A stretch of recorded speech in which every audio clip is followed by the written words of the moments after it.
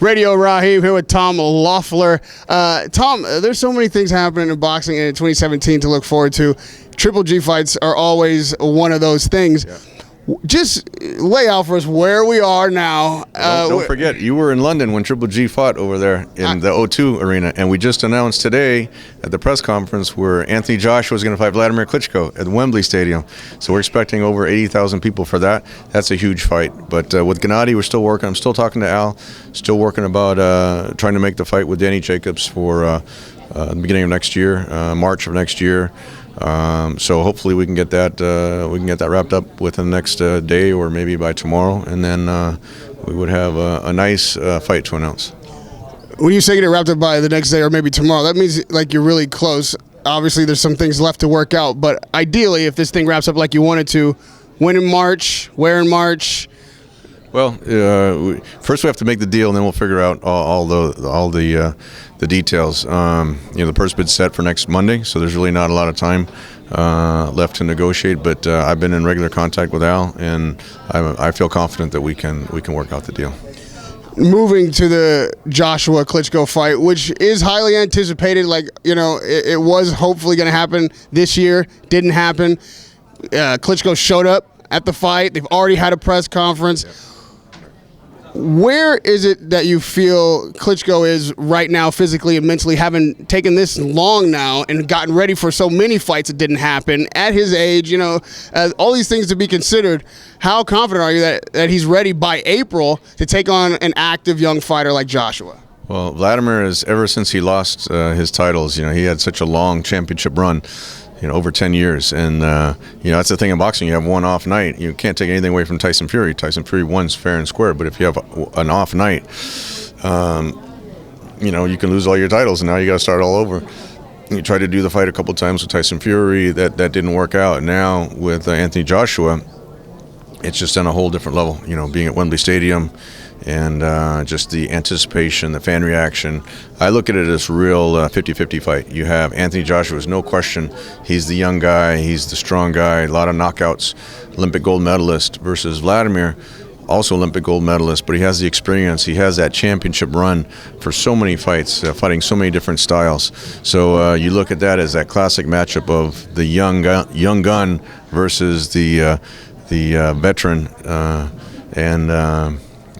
I think that could go either way. Just depends if Vladimir still has what it takes to become a champion, or if Anthony Joshua is really at that level where he can beat someone like Vladimir. So I think that's a 50-50 fight, and that's something that both guys have huge fan bases, and I think that's where the anticipation comes for that fight. There's much discussion about, like you said, what it takes to be a champion after the Fury fight, and there was talk of Klitschko maybe not having the fire anymore to do the training and commit to winning and all that it takes to retain heavyweight championship belts. If he were to win, do you think he's still maybe looking at retirement? Maybe he wants this last fight, win, lose, or draw? Well, I've never seen him so driven to get his titles back and to prove that he's still the best. I mean, before, people were saying there were mismatches just because he was at such a different level than anyone else he was fighting. And now, look, you have Deontay Wilder, you have Anthony Joshua, you've got Povetkin is on a run again.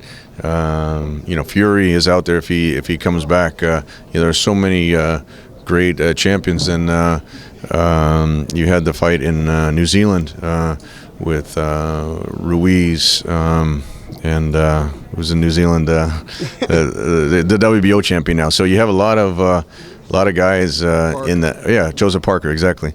You have a lot of guys in the heavyweight division now. It's really interesting time. If Vladimir can beat Joshua, now all of a sudden he's at the top of the sport of boxing, and then the sky's the limit from there. Right. So being a promoter, knowing how to assess fighters, it's still true that Anthony Joshua now has only 18 fights, even though they're 18 knockouts. That's a vastly lower amount of experience than a Vladimir Klitschko. How much does that play into this fight? And what's your assessment of Joshua, where his skills are at right now, his abilities? Well, I think Joshua, we pegged him as the future heavyweight division. But at the same time, Vladimir's clearly a step up from anyone that Joshua's faced. And at the same time, you could say the same thing with Vladimir, that Joshua is clearly a step up from anyone that than Vladimir's faced. So It's really the clash of the Titans, I guess you could say, and both have had tremendous amateur careers, now great pro careers, and it's really something to look forward to. I mean, Joshua has all the knockouts, and Vladimir has a very high knockout percentage as well. So that'll be, I think that'll be a great fight. If you had to bet the farm on one or the other, what's going to be fight of the year? Joshua Klitschko or Golovkin Canelo? Well, that's I think they're both going to be tremendous fights. I mean, with Golovkin and Canelo, there's neither one of those guys going to go backwards. There's neither one is. There's so much fireworks involved with that fight. But when you got two heavyweights, I mean, the heavyweight division really kind of rules boxing. And when you got guys at that level, where Vladimir's at and where Joshua's at, I mean, that takes the focus of boxing. But I think both fights are can't miss fights, and hopefully we can make both of those fights in 2017. Well, the Klitschko fight is done, and hopefully we can make the Canelo fight in next year. People feel like the talk is the Canelo fight is essentially done. Like, you guys are going to do that in September. Are we taking a step back here? Is this, is this fight? That's the date. That's the working date for the fight. We certainly don't have a signed contract or that, but I'm in regular contact with Eric Gomez of Golden Boy, and that fight is so big. There's a big enough pie for both sides to make that fight. It almost has to be made. Like Oscar said, when it didn't work this year, we'll do it for next year. And from our side, we'll do everything we can to make that fight. Assuming that is the case, are you guys looking to just fight Jacobs and then get ready for Canelo? Or I know you guys like to stay busy. Were you hoping to slam 2 fights in there before Canelo? We've got a big offer from Kazakhstan for him to come back to Kazakhstan. So we'll see. If we can get the Canelo fight done, we'll probably go straight into the Canelo fight. But look, Danny Jacobs can derail all the plans that I have, with one punch like he had against Peter Quillen.